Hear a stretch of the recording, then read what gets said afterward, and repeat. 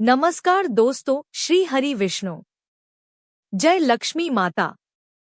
दोस्तों, आपके अपने चैनल भजन कहानी में आपका बहुत बहुत स्वागत है।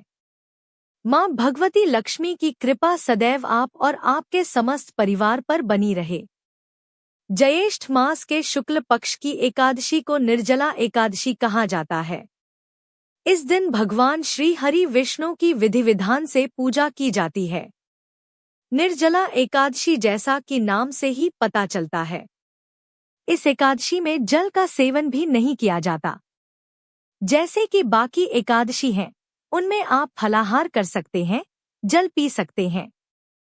लेकिन निर्जला एकादशी में अन्न, जल और फल सभी चीजों का त्याग करके पूरी तरह से निर्जला रहकर यह व्रत किया जाता है।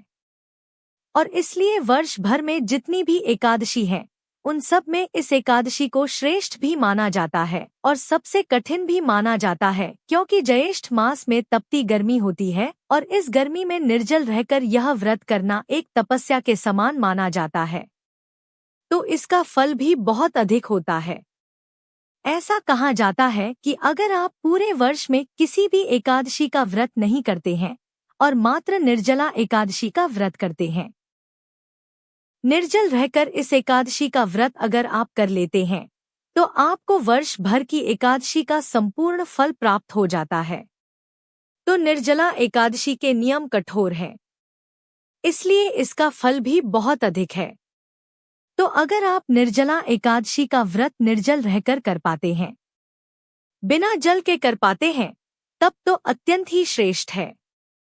मान लीजिए आपका स्वास्थ्य ठीक नहीं है और आप निर्जल नहीं भी रह पाते हैं, तो भी फलाहार के द्वारा, जलाहार के द्वारा भी आज आपको व्रत करना चाहिए। देखिए, अगर आप सभी एकादशियों का व्रत नहीं भी करते हैं, तो भी निर्जला एकादशी के दिन आप व्रत धारण कर सकते हैं। जरूरी नहीं आप सभी एकादशियों का व्रत करें, लेकिन निर्जला एकादशी का व्रत आपको फिर भी करना चाहिए, क्योंकि अगर आप निर्जल नहीं भी रह पाते हैं, फलाहार के द्वारा भी कर लेते हैं, तो भी यह एकादशी बड़ी एकादशी मानी जाती है और इस दिन किए गए पूजा पाठ, व्रत इत्यादि का फल बहुत अधिक प्राप्त होता है।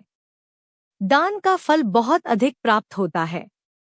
भगवान श्री हरि विष्णु के नाम जप का फल बहुत अधिक प्राप्त होता है।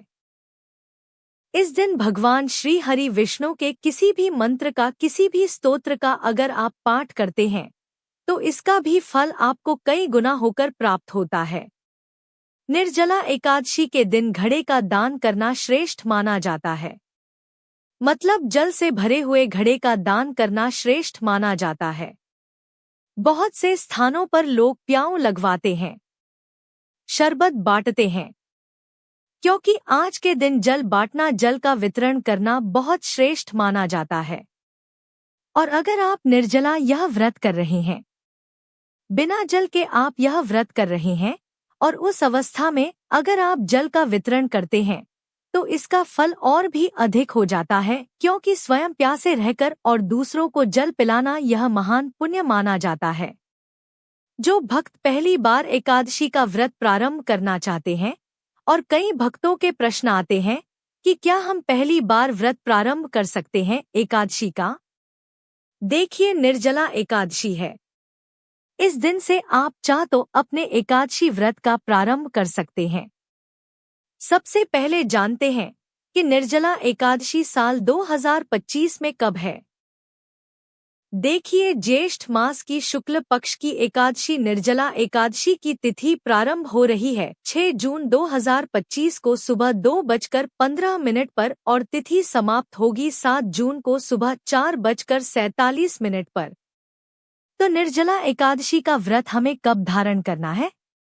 देखिए, इस बार निर्जला एकादशी का व्रत 2 दिनों तक रखा जाएगा। मतलब बहुत से भक्त हैं जो कि 6 जून को यह व्रत धारण करेंगे और बहुत से भक्त हैं जो कि 7 जून 2025 को भी एकादशी का, निर्जला एकादशी का व्रत धारण करेंगे। 6 जून का जो व्रत है गृहस्थ आश्रम अर्थात स्मार्त करेंगे और 7 जून 2025 को वैष्णव एकादशी है। ठीक है तो दोनों एकादशी है। वैसे आप जिस भी समुदाय को मानते हैं, जिस भी संप्रदाय से मठ से आप जुड़े हुए हैं, वहाँ पर जिस भी दिन एकादशी हो रही है, आप उसके अनुसार कर सकते हैं। या फिर आप जिस भी गुरु को मानते हैं, मतलब जिस भी गुरु से आप जुड़े हैं, दीक्षित हैं, आप उनके अनुसार यह व्रत कर सकते हैं। ठीक है। अब बात करें पारण के शुभ मुहूर्त के बारे में, तो देखिए, अगर आप 6 जून 2025 को निर्जला एकादशी का व्रत धारण करते हैं, तो व्रत का पारण आपको करना है 7 जून 2025 को दोपहर में 1:44 से 4:31 के बीच में। ठीक है, ऐसा क्यों? क्योंकि हरिवासर की समाप्ति के बाद ही हम व्रत खोलते हैं, और इस बार जब द्वादशी तिथि समाप्त हो रही है सुबह 4:47 पर, तो हरिवासर की समाप्ति होगी 7 जून 2025 को सुबह 11:25 पर। अब दोपहर में व्रत नहीं खोला जाता है, इसलिए 1:44 से लेकर और 4:31 के बीच में आपको अपना व्रत खोलना है। ठीक है। तो अगर आप 6 जून को व्रत धारण कर रहे हैं और निर्जला व्रत धारण कर रहे हैं, तो आपके लिए यह कठिन है, क्योंकि निर्जला एकादशी का व्रत फिर हो जाएगा लगभग 32 घंटे तक का। तो यह कठिन होगा, क्योंकि 32 घंटे तक का निर्जला व्रत रखना आसान तो नहीं है, बहुत मुश्किल है। लेकिन फिर भी जब ठाकुर जी की कृपा होगी तो हो भी जाएगा। अब बात करें कि अगर आप 7 जून 2025 को एकादशी का व्रत धारण करते हैं, तो आपको आपका व्रत खोलना है 8 जून 2025 को। 8 जून 2025 को सुबह 5:23 से सुबह 7:17 तक व्रत के पारण करने का शुभ मुहूर्त है।